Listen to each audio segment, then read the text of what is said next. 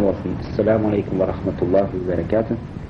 Bir Müslüman cemaat, bugünkü dersimiz Hazreti Zübeyir bin Avvam mağarada. Bildiğimiz bu sahaba, cennet bilen bulsanın 10 sahabalar biri olup Peygamber Aleyhisselatü Vesselam'ın o arada şeyleri hadisi yoktur. Her peygamberin bir dostu vardır, havarisi vardır. Benim havarim Zübeyir'dir bir ayettir.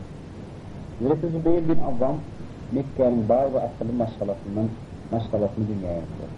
O akıllı, hastalık ve hastalıklardan başka duran, kut vaktini harvi türlü meşgullerle geçiriyen, o katmakla geçiriyen bir yaş yiğittir. İslam dini Mekke'de yarat başlarına, onun çok 15 yaşında değil. Ama öz yaş olsa da bu paraların Nilsi uyup yaşamanın liderek rumaniyetin bolanlığına yanşı vakti düşündür. O kut meselenin öz akıl aradasıyla çürütülen bir şahsiyet eken. Karnaşlar iste meselenin onu keyazelerken o çok vaktinin özü İslam'ın asıl maniyetine düşünüp İslam dinini ilkincileme arasında kabul ettiler. O kalbini Kur'an'ı verip bahtiyar insanlardan borçtur.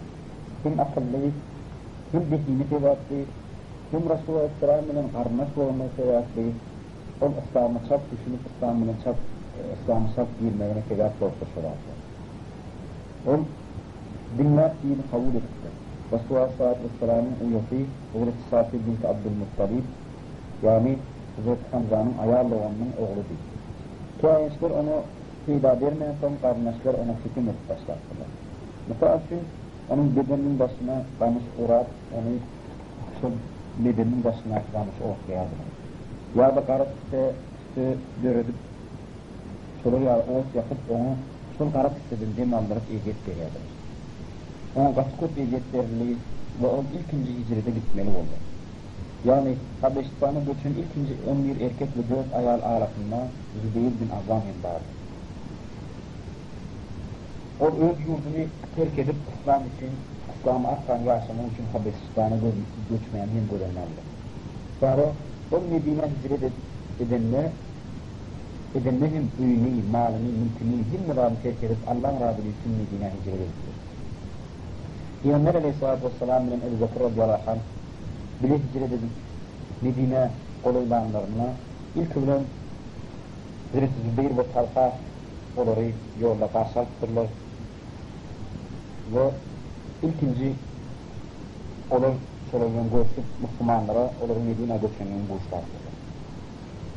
Hazreti Zübeyir radıyallahu anh İslam'ı kabul eden ikinci 10 yaşadığının içinde bulup ilklerin arasında İslam terbiyesine başlattır. Ve Peygamber Aleyhisselatü Vesselam terbiyesine yetiştir. Hazreti Zübeyir'in batır, haydusuz ve tövüşen hareketi var eken. Bedir tövüşünde Müslümanların yetici aklı etkeri vardı. O ikinci Zübeyir'dir. Sol tövüşte dengeçtirmek için aydamızda müşriklerin 70 tane aklısı vardı ve müşriklerin himme akıllarının göbeği sol yetici İslam aklısındadır.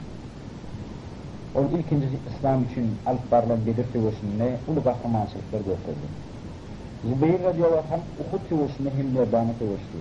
Çok Müslümanlar kaçıp Resulullah Aleyhisselam ilmi deyip dargak başlayanlarına ol kaçmadı ve tövüşmeyene devam etti.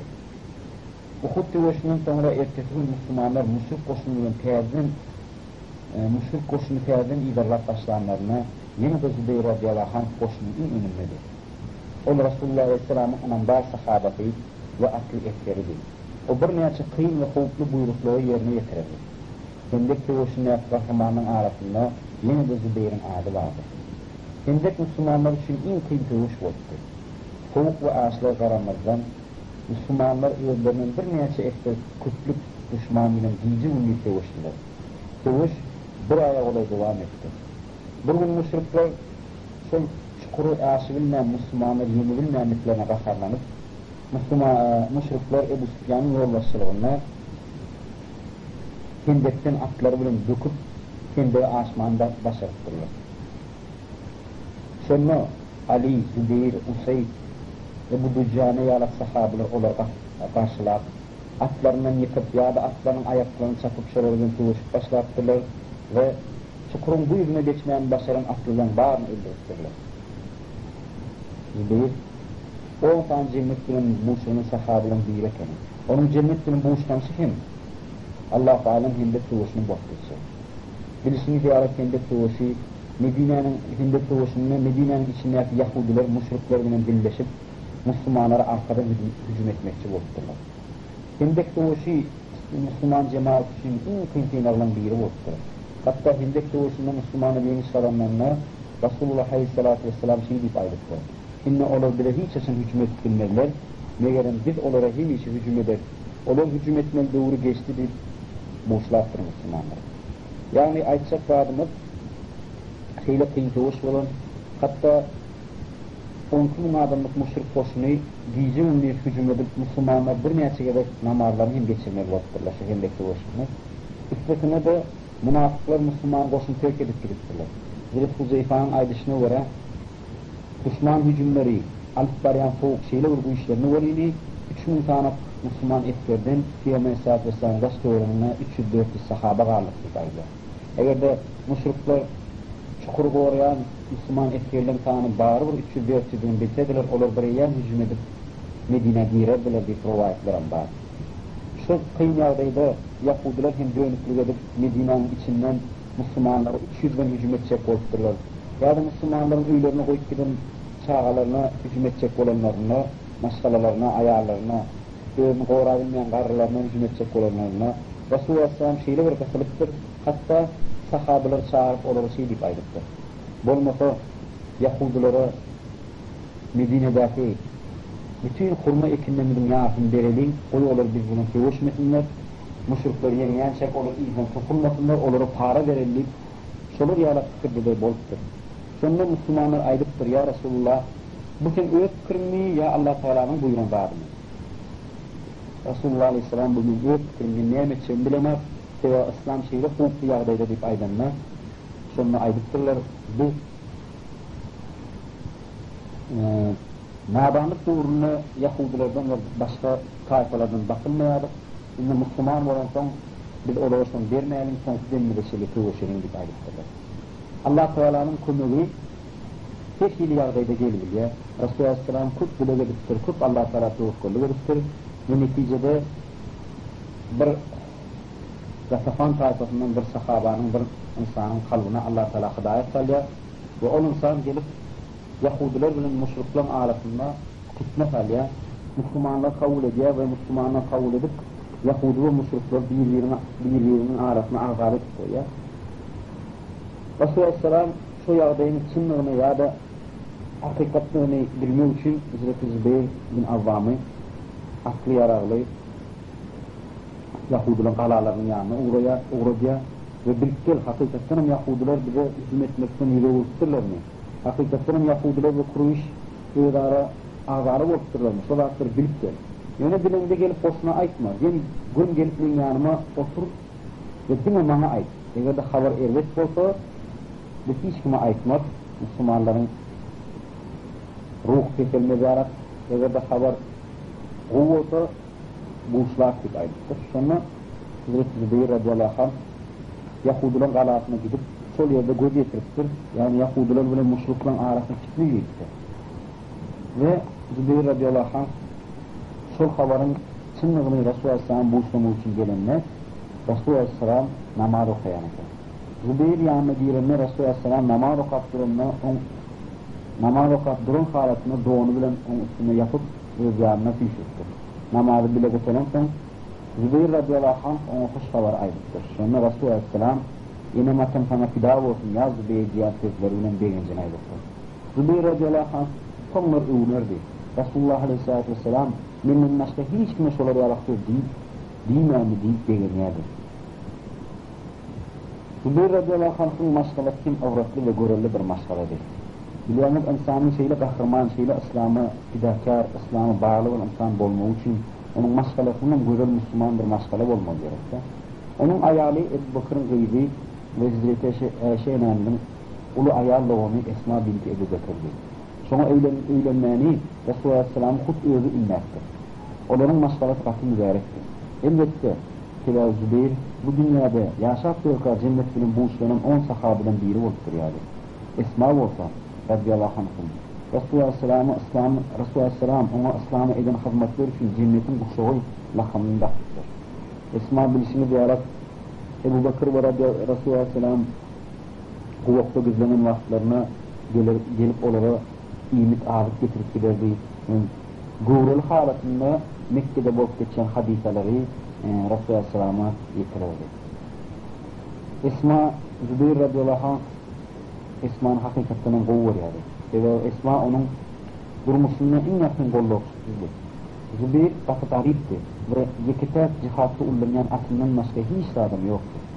Zübeyir radıyallahu anh'ın Esma'dan 5 tane oğluyla 3 tane gayrı bolup 8 çağın atası oldu. Ve onları Esma ile birlikte Zübeyir himmetine İslam servetini vermeyen başarıdır. Onların adları İslam tarihine baki kalacaktır. Ve her biri takva bir şahsiyetti ve her biri İslam'a ulu hizmetler veren insanlardır. Mesela için net ve takva sahabı Abdullah İbn Zübeyir vardı. Biz bir neyse gösterdi çıktık.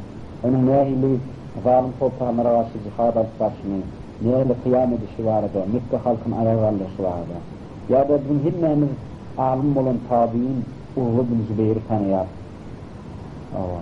Şöyle bir alat mübarek insan çağaları boluptur Hazreti Zübeyir'in. Sebabı hakikatinin ikisinin İslam tarihinde belli yerleri olup cennetlerin boğuşlanan insanlardır. Halife Ömer radıyallahu anh doğruna Amr bin As Mısır doğru bakıp almak için halifeden kömek soruyor. Halife Zübeyir bin Avvam'ın yolbaşçılığına 5 insanlık adım uğrayacak ve ben sana 5 insanlık adım uğrayacağım ve yanları bilen 5 tane sahabe uğrayacağım, onların 5 adımı yerini ihtiyacı alacağım. Sonun arasında Zübeyir bin Avvam'la. Zübeyir Mısır'a baranına hinne Müslüman terkerdeler Zübeyir'e hurmasıyla koyup onu umum terkerde haylayanlar. Bir neçe sevoçlara katmışsan Zübeyir, öz koşunu bilen Hristiyanların en dert kalalarının birini kavak hücuma başlayan. Ama Hristiyanlar için ahmetli olan ve Hristiyanların dayancı olan şol kala Müslümanlar neçe hücum etselerden hiç kıyda vermeye ve Müslümanlar Hristiyanların şol kalarını alıp bilmeyeler. Müslümanların Mısır basılanmağına devam edişi şol alanın alınmasına bağlı olup duruyor. Bu yağda bir neçe devam ediyor. Bugün Zübeyir bir dağın üstüne çıkıp şol ala kuvvedik dinleye ve şol özlerinin şol alanı alıp bilme işlerine kakarı gelip yanına ağızlık sağını ettir alıp anam dağın sağını alıp yüze karanlıklarına kalanın civarına çıkmanı başarıyor. Ol bir neçe düşmanlı eşlerini öldürüp öz yoldaşlarıyla derbeğinin içinden açmanı başarıyor. Müslüman koşun tekbirler bilen kalanın içine giriyor ve kala ahirin Müslümanlar tarafından alınıyor. Hakikaten uğratlı bir vaka. Hazreti Zübeyir şu vaktlar eyyam yaş değerli, umur doğruna yaşlı insan ortada Allah-u Teala'nın raziliği için şeyle batırlık, şeyle vurup edermenlik korkudup kalanı almanı başarıyor. Mısır'ın en ulu şehri olan İskenderiye'nin alınışında hem Zübeyir'in emri olup ulu kahramançılıklar korkududur. Müslümanlar Mısır'da öz payitahtları olan Hustat şehrinin büyüklüklerine yine de Zübeyir'e şu şehirdeki Mekke'nin büyüğünü tutmanı faiş ediyorlar ve kıvlarını doğru kesiklemeni yine de Zübeyir'e buyuruyorlar. Zübeyir radıyallahu anh İslam devletinin siyasi, iktisadi ve harbi işlerini çözmeyene katlaşan Halif Ömer'in 6 adamlık şurasına hem katlaşıyordu. Ömer özünün sonra bolcuk halife şu 6 adamın içinden Tayland'lık vesile ediyor. Zübeyir radıyallahu anh şu 6 adamın içinden bir insan oluyor.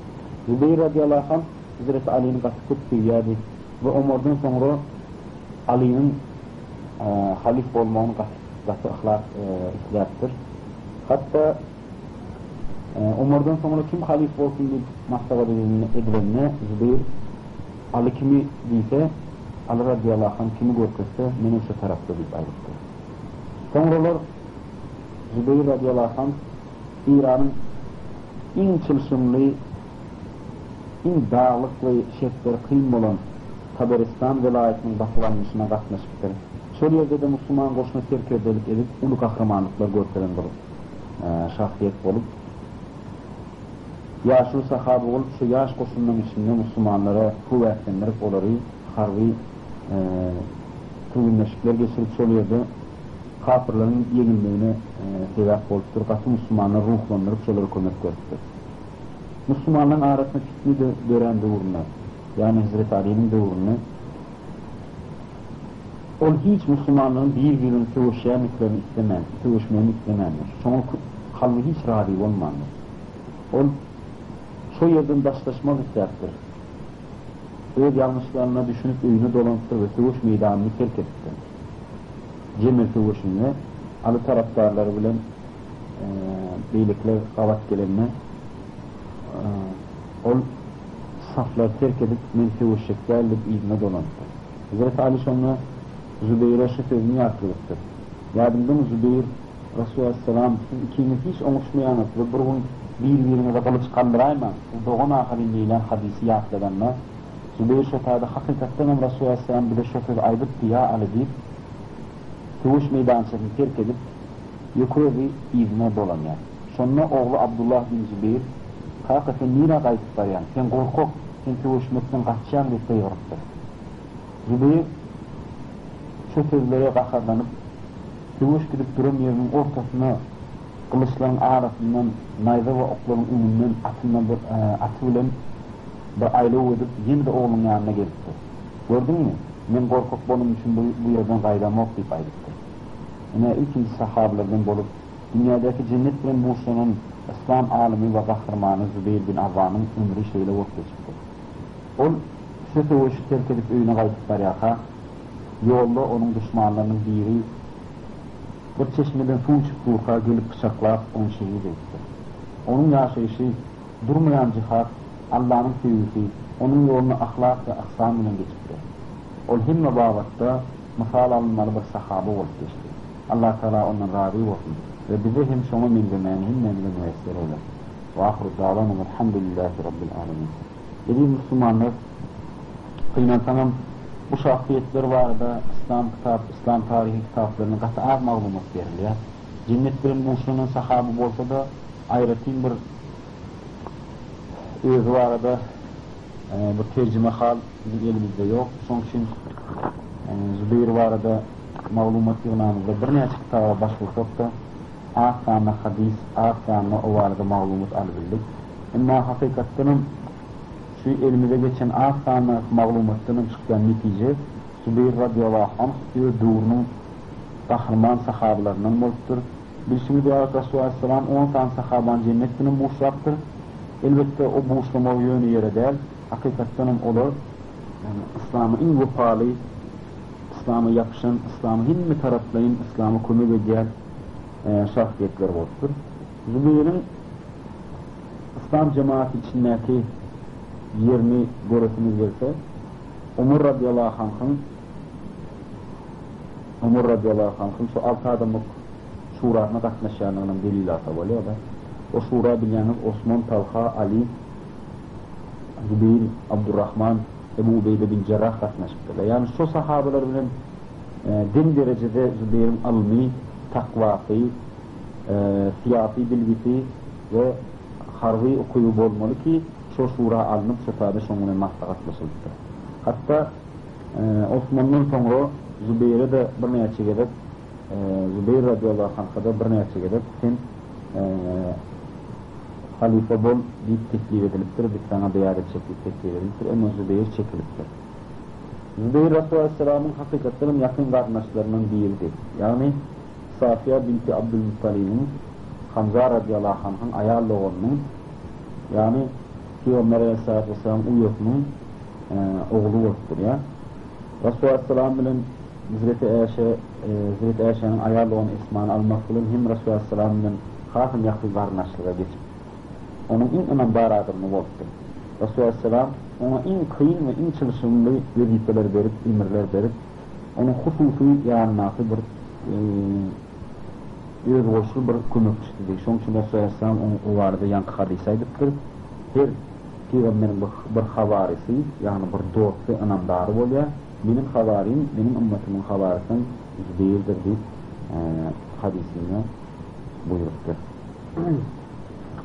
İnşallah inniki bu derste inniki vaad edecek sahabamız Yine de cennetinin Musa'nın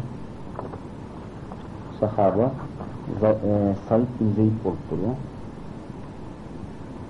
Said bin Zeyd bu arada var etmezden oğul ilk bilen inşallah Said bin Zeyd'in kakası var arada gurrun etmek gerek.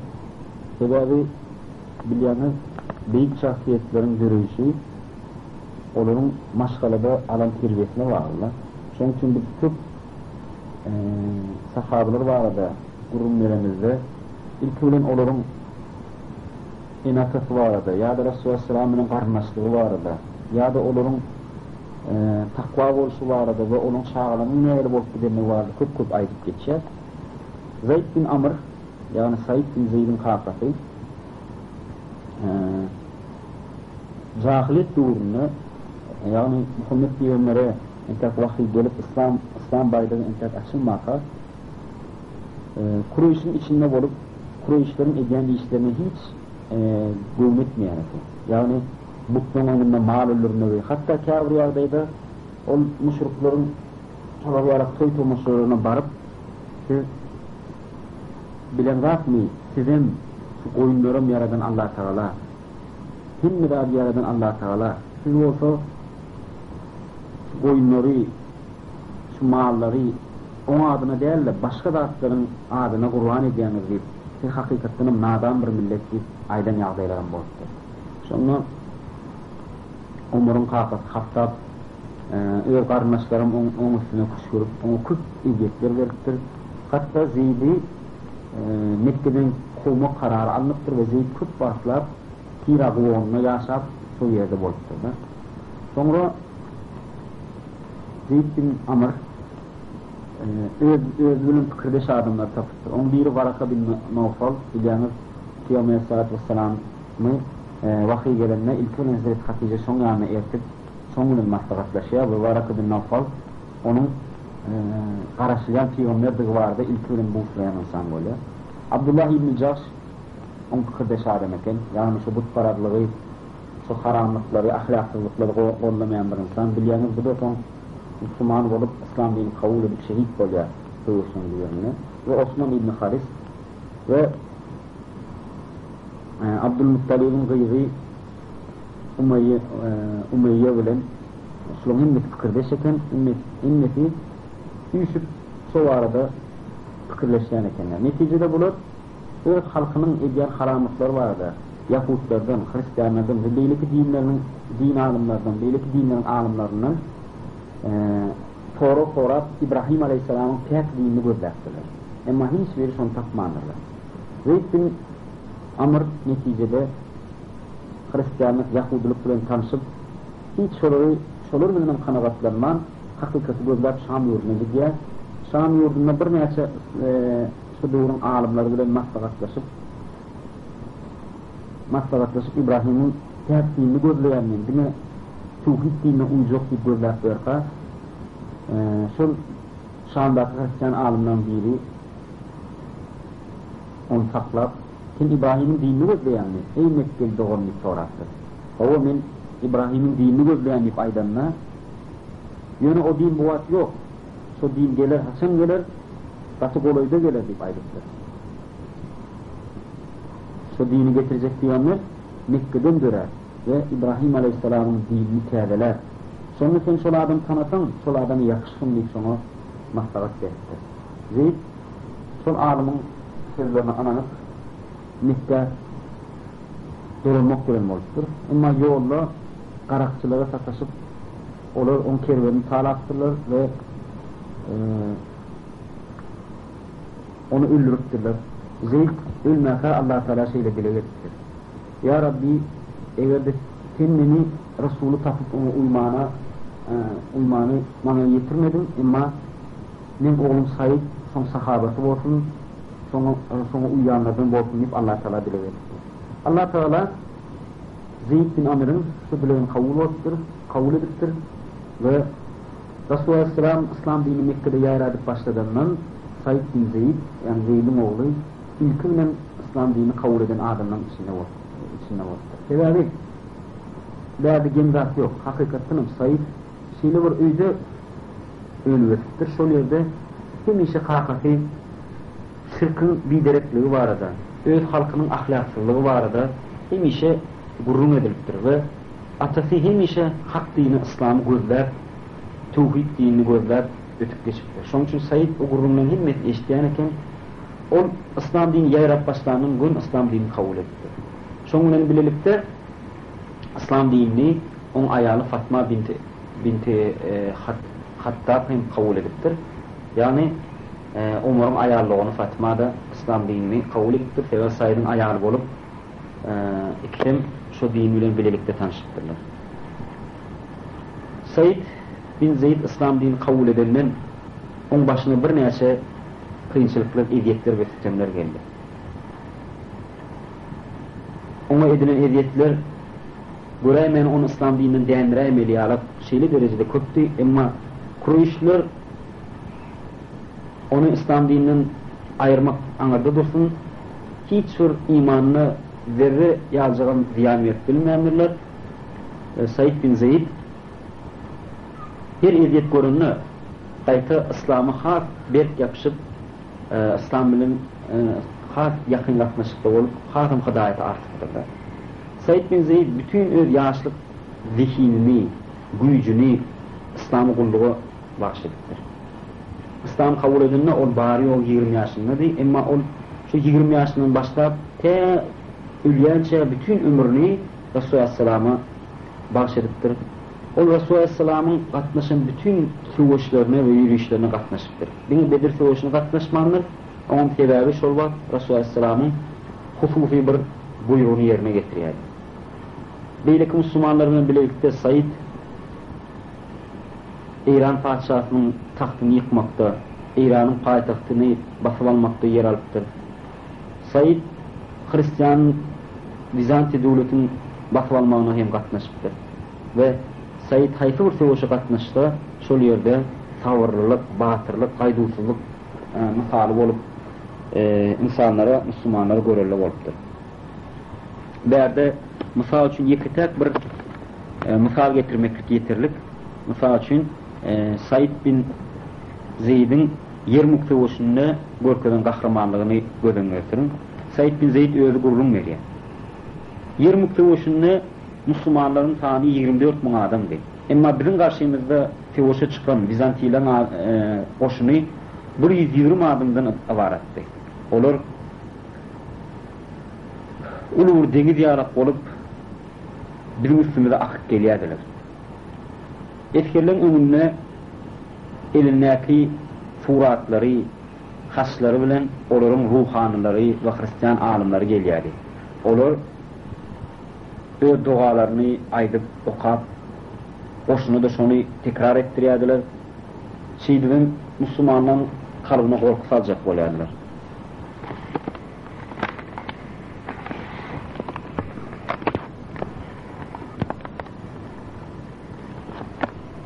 Müslümanlar Hristiyanlygyň şol bir giden goşuny görenlerine Müslümanlaryň kalbyna iste-isteme gorky giripdir.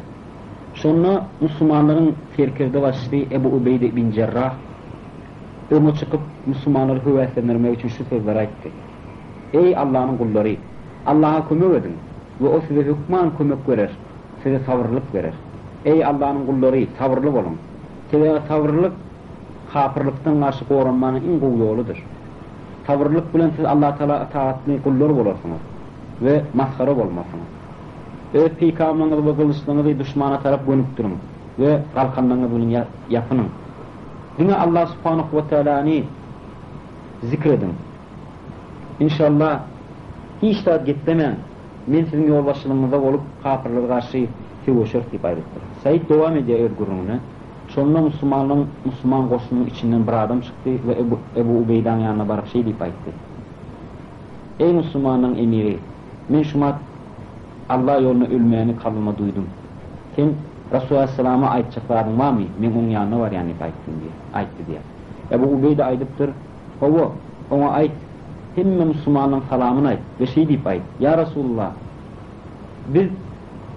bize wada eden zadyň Allah'ın bize vada eden zadyň hakykatlygyna göz ýetirdik diýip aýdarsın oňa diýip şolar ýarap sözler aýdypdyr. Soňra Said aýdýar, şol adamyň sözlerini eşitip, şol adamın kılıcını alıp kafirinin önüne algap başını görüp, benim diz çöküp, dizlemi toprağa bir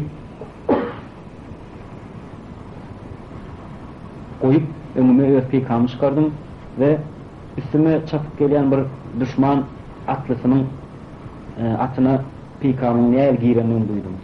Sondan sonra kılıcımı çıkarıp kafirlerin üstüne hücum etmeyene başladım. Ve Allah subhanahu ve teala benim kalbimden korkakluk değil Allah'ı ayırdı. Müslümanlar batırlık ve gaydusuzluk bilen kafirlerin üstüne hücum ettiler. Ve Allah Teala Müslümanlara yeniş veriyençe sevuşa devam ettiler deyip aydılıyor.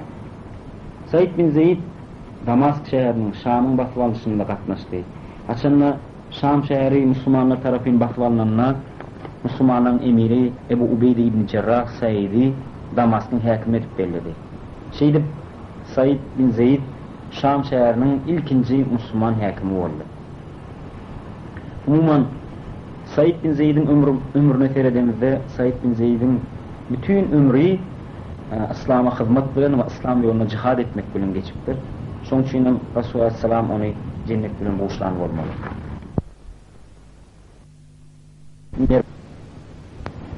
Medine hakimine de hat yazıptır.